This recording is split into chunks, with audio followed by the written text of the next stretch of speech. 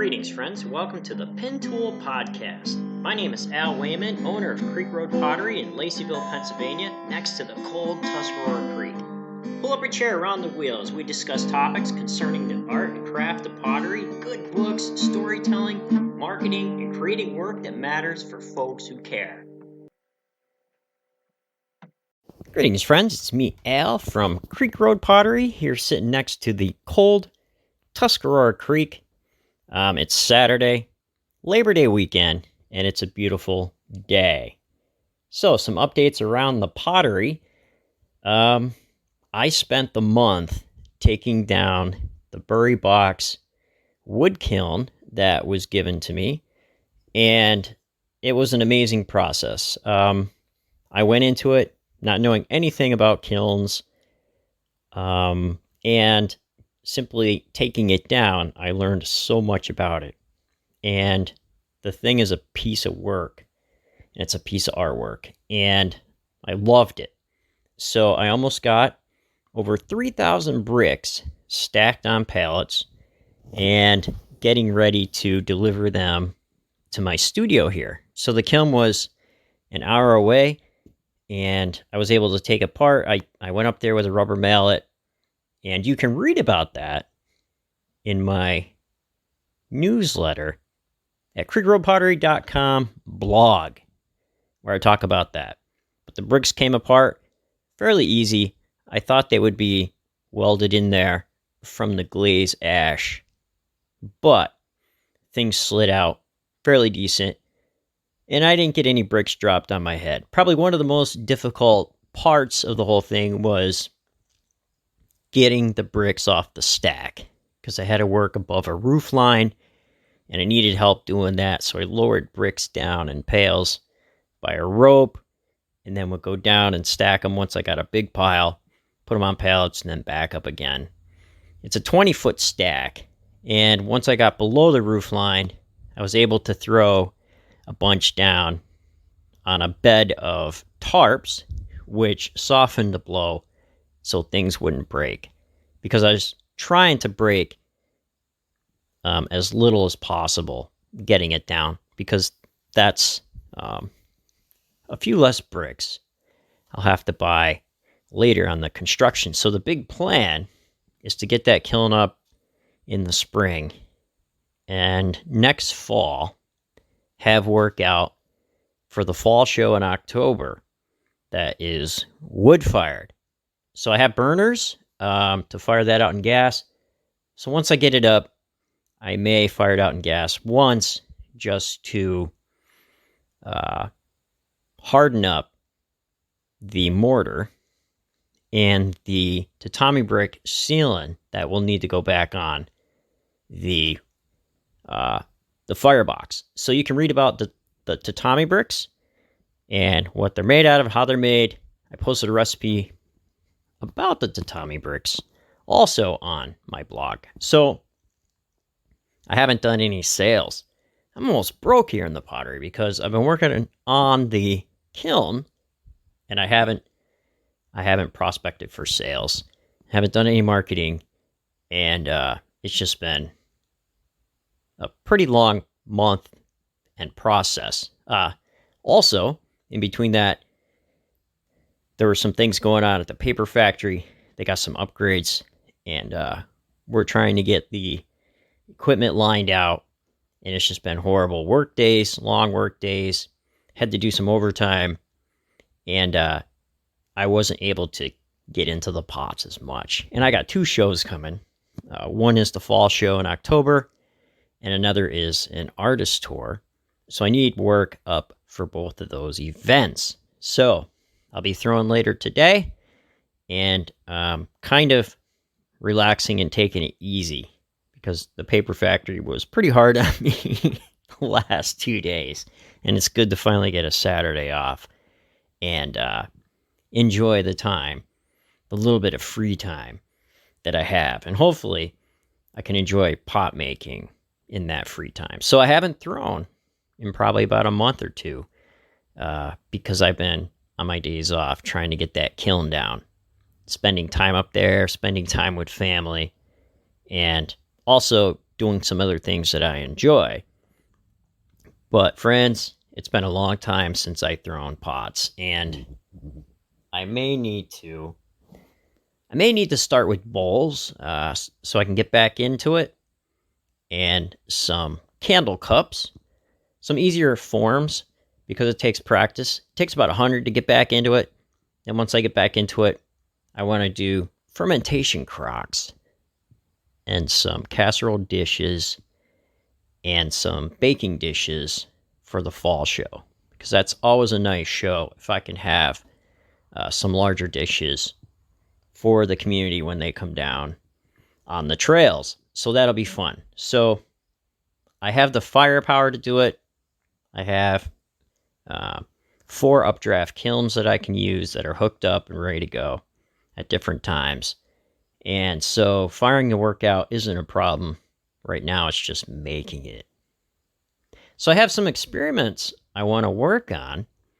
I was given another large electric kiln. The lady said she just wanted it gone. Didn't care. It was taking up space. So I may take my dad over and have him help me with his truck, because I'm a potter and I don't have a truck, right?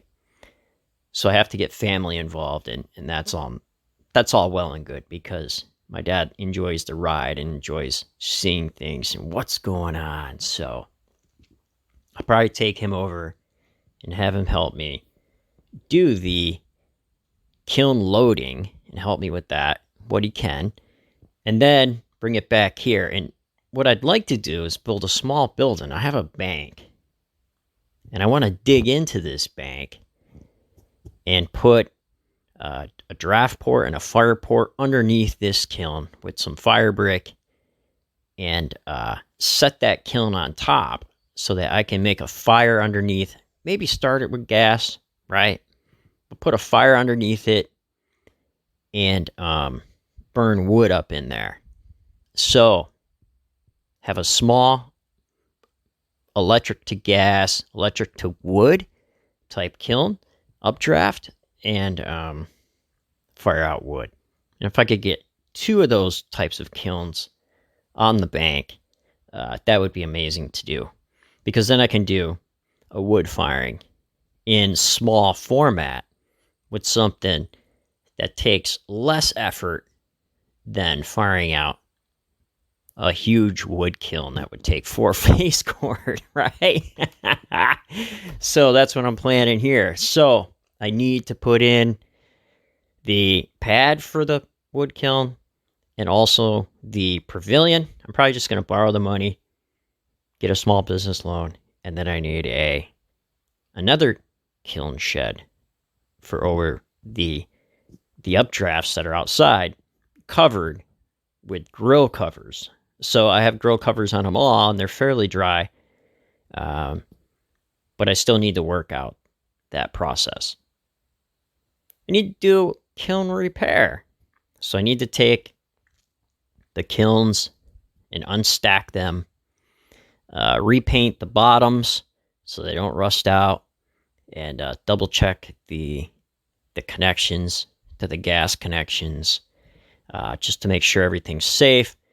I need to clean some of the thermocouples so that it doesn't shut off the kiln when you don't want it to. I ran into that problem a few times firing.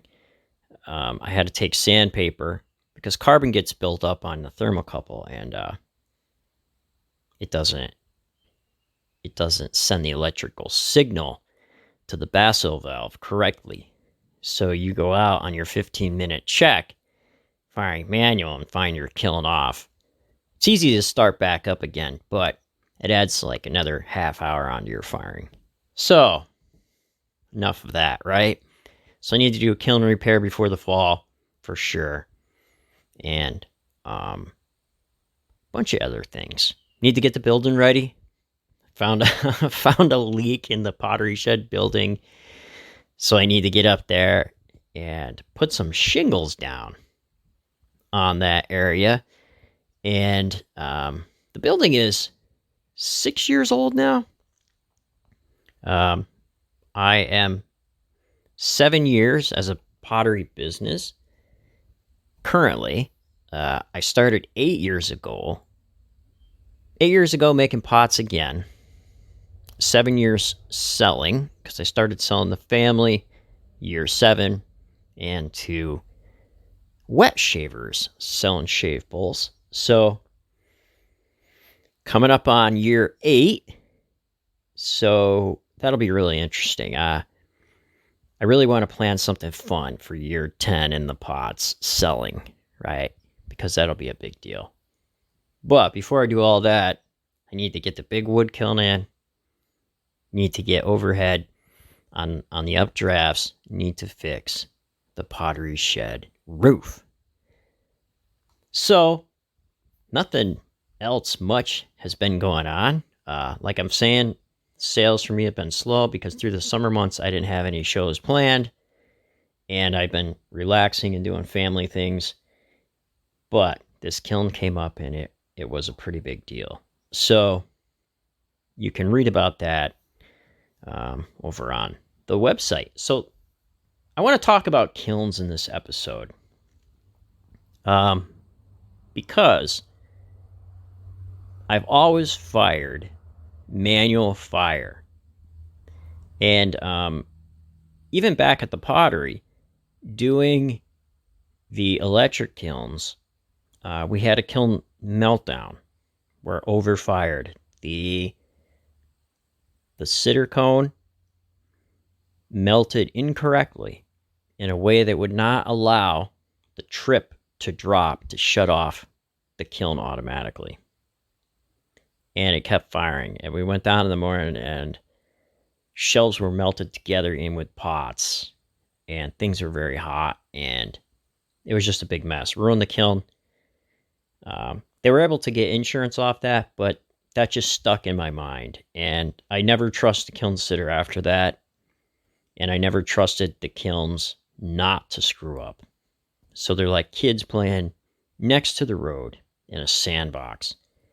And the minute you take your eyes off them to go get a sandwich or to watch Young and the Restless, right? They're going to be out playing in the road immediately. Like you could just count on it. So with especially the gas kilns, I do hourly checks, like the first 2 hours. Second 2 hours, half-hour checks. The last 2 hours, 15-minute checks. And I put in shelf cones. And kind of watch the firing, kind of get the feel for the sound, how the kiln's breathing, and try to stick to some kind of schedule with the effect that I'm trying to go for, right? And so in this episode, I want to talk about kilns, not only gas kilns, but electric kilns, and firing electric kilns manually, and trying different techniques, and being brave with your kilns, because I always thought there's no such thing as kiln gods. And there's no such thing as just putting your pot in and hoping for the best. Like, there's so much more that you can do. And there's so many things that the firing can be influenced by. And if you use those things to your advantage and you kind of get a feel for how to do that, you'll become braver and make more interesting work and add a whole nother look to your pots just by the way they're fired out, right? So let's go and we'll sit out back, right? It's a beautiful day.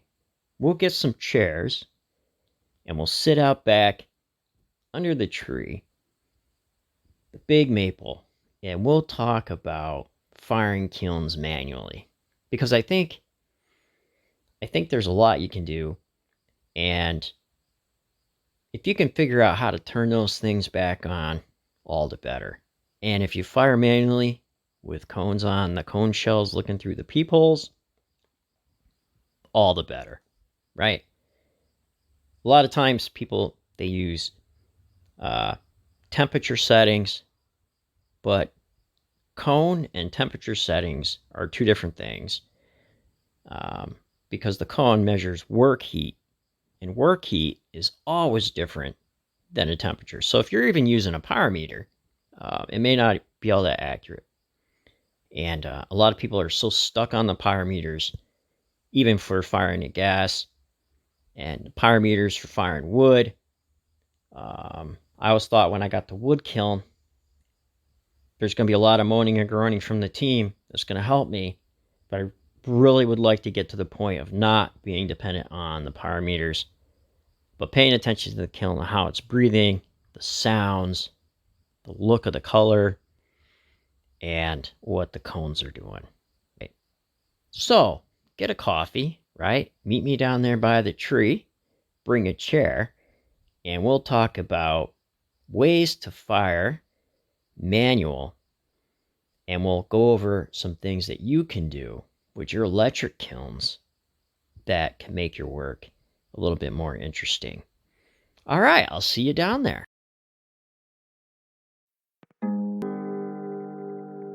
Greetings, friends. Pull up a chair here under the big maple out here. It's a beautiful summer day, and we're going to talk about firing kilns manually and different things or ways that you can influence your kiln firings. And before I even start, I want to read a section from Bernard Leach's book, A Potter's Book. And if you have not bought this book, I would suggest you take a look at it, because it's an awesome book, and there's some pretty nice things in here from one of the fathers of American pottery, and from Europe also, right? And this is a pretty famous book back in the day. So here he talks about atmospheric conditions when firing a kiln. And here, the atmosphere and the weather is really important. And he's talking about wood firing. So this is back in the day when they didn't use pyrometers as much, and they relied on cones and the sound and everything. So here we are on page 194 of A Potter's Book by Bernard Leach. The length of the firings and atmospheric conditions in a kiln are considerably affected by the weather. Strong gusty winds alter the pull of the chimney, especially if it is short. Roof eddies increase irregularities in the draft, just as ordinary domestic fires. But it is better to have a chimney end of a kiln exposed to prevalent winds than the furnace ends, which difficulties can be overcome by the installation of electric suction fans in place of tall chimneys. But this only adds to the complication and expense of a small pottery and means dependence on mechanisms, the failure of which might spoil a firing. In the East, it is recognized that heavy damp weather is more suitable for reduced glazes, such as celadons, bright, clear autumn weather for oxidized iron glazes, and red and mottled rust black and tomoko glazes by the Japanese. 3 years ago, I was working in Japan at Hamada's kiln, and a great typhoon arose during the firing, and as luck would have it, the wind blew straight into the open shed in the direction of the flames. No barricades were erected, could help keep it out. The draft was such that the glazes were melted hours earlier than usual. At the time, we congratulated ourselves when we saw the pottery all shiny in its brilliant whiteness through the peepholes, or the blowholes. But when the kiln was opened, we found the sides of the pots away from the flame were quite unmelted, and practically everything had to be refired. So that's just talking a little bit about how weather, dampness, a nice dry day can influence a kiln if it's outside being manual fired. But most of our kilns are electric and inside. So what can you do? Well, you can influence the kiln by firing schedules. I want to jump back and talk about gas a little bit because I'm more familiar with gas because gas is the only thing that I have fired. And I have a gas schedule that I follow, and it's here on a paper that I got with my Amico updraft kiln years ago. And I still use this, although I modified how I fire my updrafts, and I modified this schedule. I guess what I'm saying is that each kiln that you get is like meeting a new partner or a new friend. You need to get to know them. You need to get to know what makes them tick, what they enjoy, how to get along with them.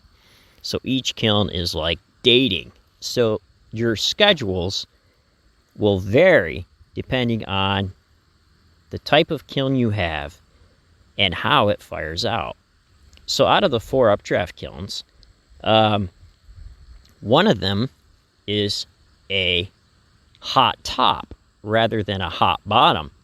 Because usually in the updrafts, you have the hot bottom. But this is a hot top. So I need to remember that when I have the firing schedule. And the firing schedule for these kilns go off of the burner valve and the pressure gauge settings, if you have pressure gauges on your equipment, and also air mixtures. And the top vent and damper over the top of the porthole on the exhaust coming out the top lid. So the different values of placement for all these different things come into play to creating a kiln schedule on what to do what, when, to get the desired results that you would want in the firing.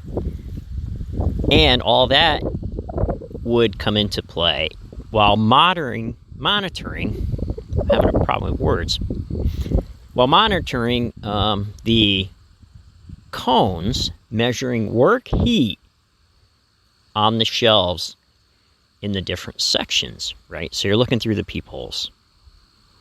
And also, if you leave the peepholes in or take them out is up to you too. So there's so many things that you can do with your kiln that can influence what's happening. And if you get center lines down or the same process down that you can follow every single time, you can get and control the results for the most part and have them come out looking like you intended, okay? Rather than leaving it up to fate or luck. So I'm just going to give a quick example of the slow cool kiln schedule that I use for the gas kilns, okay? So I'm going to fire that gas kiln. I'm going to do the 2-hour warm-up, which is just the warm pilot ring lit on the bottom of the kiln.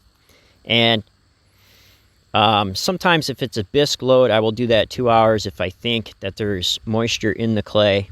And I leave that on, turned fairly low. I try not to allow that to get too hot so things can, the water can evaporate out of the kiln, right? So then the next turn up, I will turn on the gas so that the burners are barely lit, like they're flickering a bit, because you want the slow startup for this kiln schedule that I do. Then I come down and I turn it up a little more to where I have a steady flow for another hour, and then I turn it up a little bit more each time, each hour, the last turn up is when the flame is flickering out of the top port just a little below the lid, right? So you don't want the fire blasting out of the lid when I fire the updraft. It's just my schedule. You may want that, right? So you would do that. So my damper is full open on all of this. However, on the two-hour preheat, I have it halfway closed. Okay? Now, when I go into the cooling cycle, I go back all the way down to where the burners are just flickering again, and I cover the port in the top, the exhaust, halfway. And I let that cool down for about 2 hours. However, you need to pay attention to the cones inside the kiln. If it looks like they're heating up, you need to turn that back or turn it off, because you don't want to overfire doing a slow cool down, right? Because you added too much gas for too long. So for the glazes that are more oxidation, I allow more air into the kiln, and I don't slow cool. Most of the glazes, I just shut it down, have it done with once that 6 drops to where I want it. Dropping it to where I want it, it's another process. And the updraft kilns, my kilns are off a cone from the bottom to the top. So I fire center to maybe a 6, to reach a 6.5 on top, to reach a 5 on the bottom, and I place my glazes accordingly. So if I have cone 5 glazes, they'll go on those shelves that fire cooler, and the higher temp glazes go on those shelves that fire hotter. So it's good to take notes on your kiln and know how that fires and get to know your kilns, right? Now, moving on to electric. There are firing schedules out there for electric kilns. One of the tricks to keep your electric kiln going is to place in a higher cone than you need on the sitter. But you need to remember that you did that, right? So you need to remember that you have a 7 in there, and you're checking the 6 shelf cone. So when you're firing, don't forget that you have a cone 7 in the sitter, and you're waiting for the shelf cone 6 to drop, because you're gauging that off. Also, if you don't have a cone sitter 6, a 7, you can put a 6 in and just turn your kiln back on until your cones on your shelves physically drop to where you want them. Now, if your electric kiln is programmable, you need to figure out how to turn that thing on. And there are certain kiln schedules that you can program in that will give you firing schedules, as you know, and also slow cooling schedules. Now, there are a few slow cooling schedules out there that you can try if you just search them. So basically what it is you're adding a hold at the end of the firing for a little bit, right? So some of these might only be for 15 minutes. Hold it at medium for such and such. But even on your holds, pay attention to that cone, because you can overfire by adding more work heat to your cone, and your firing will go hotter because of that hold a little bit. So, some of these are put out by other potters where they share their different schedules.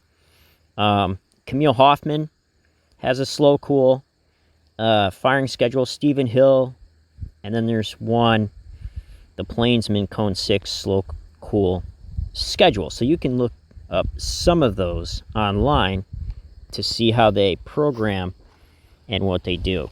So to do this manually, sometimes I have, depending on what your pyrometer says, I don't use a pyrometer, but you may have a temperature gauge on yours. You can have the cone in the sitter, and when the shelf cone 6 goes down, you turn your switches back for a bit for a hold, like maybe for 15 minutes. So if you're running on high, drop it in the medium for like 15 minutes, but pay attention to that shelf cone because you don't want to overfire. Turn the switches off once the temperature is reached on your control panel or on your pyrometer. Then you can also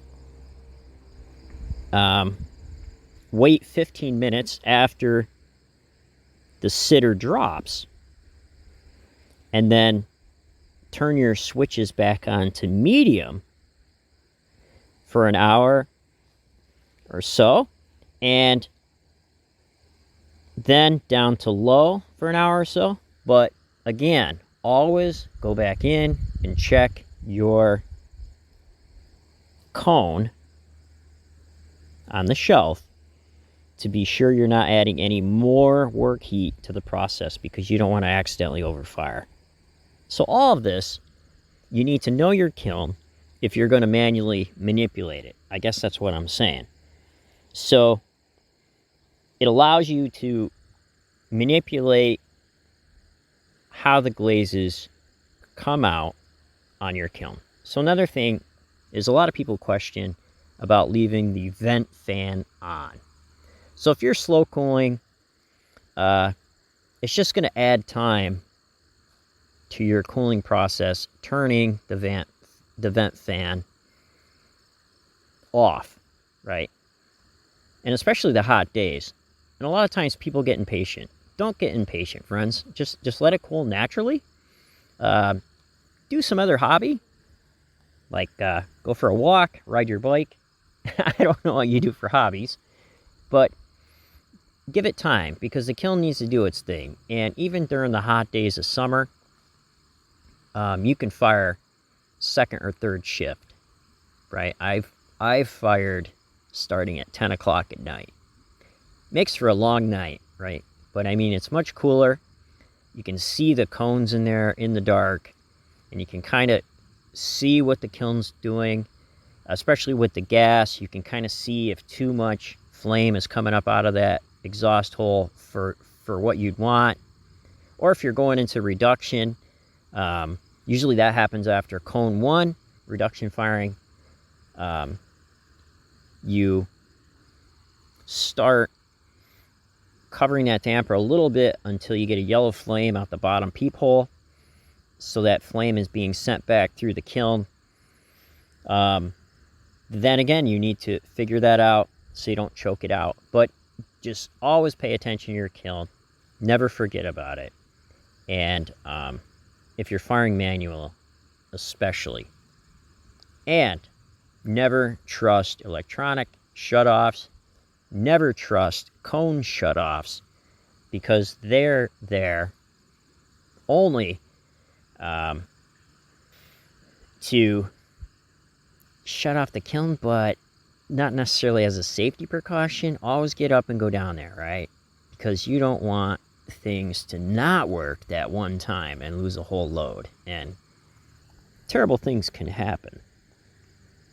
So again, when you're using shelf cones, remember, they don't measure temperature. They measure work heat. And that's really important to remember. So, I think on my next firing, And the last few firings I've been doing, I've been adding wood down the center of the top draft hole. And I put a big bowl down on the shelf underneath the lid. And when I turn the kiln off, turn the gas off, I put a lot of wood in there and then I seal it up and just let it smoke out. And that creates a lot of smoke and reduction in carbon inside there. And I've gotten some interesting carbon trapping happening. And it's pretty amazing to see. And the wood is just amazing to add to the kiln. So I've been doing that. And I think if I fired electric, right, and I had my electric kiln in an outside shed with a vent or something that I could just smoke out the place. I know it's hard on the elements and everything, but man, I'd be adding stuff to that kiln to burn it out just to see what would happen, right? A reduction firing in an electric kiln. So I don't know, friends. Feel free to experiment with some of these things, and don't ever think that you're leaving it up to the kiln gods, because once you get to know your kiln like a longtime partner, you will get to understand them, what makes them tick, and how to get the proper results that you can enjoy. That's not saying that accidents won't happen, but there's so much that you can do in a kiln firing it manually, and it makes for a really fun process and experimentation, and a whole different area of interest can be added to your pots, right? You can try different glazes and get them to work 6 different ways just because of the way you fire manually. The process puts you in contact with your kiln and the making process in a totally different way. Until you kiln sit, you haven't experienced the pottery experience. I just love firing. So a lot of times there might be parts about the process we don't enjoy because we simply may not be all that good at it, and we may just need to mess up some more in practice, and it's okay. You have my permission to mess up. Go ahead and mess up. Get all the mess ups out of the way so you can create better work. And always remember that in pottery, practice does not make perfect. Practice just makes better. So you don't need permission to start working in clay. Do it right now, right? Because you're not guaranteed tomorrow. Yesterday's already gone. So what better time than to experiment now with the pots? All right, until next time, happy potting. And if you have any questions, feel free to come over to the blog and ask a few questions or send them in creekroadpottery@gmail.com. Let me know if you enjoy the show. Let me know what you're making, right? I'd like to see what you have going on. And if you can share this with some friends who you think might enjoy it, go ahead and do that. So, take care of yourselves and each other. Make work that matters for people who care, and do good work.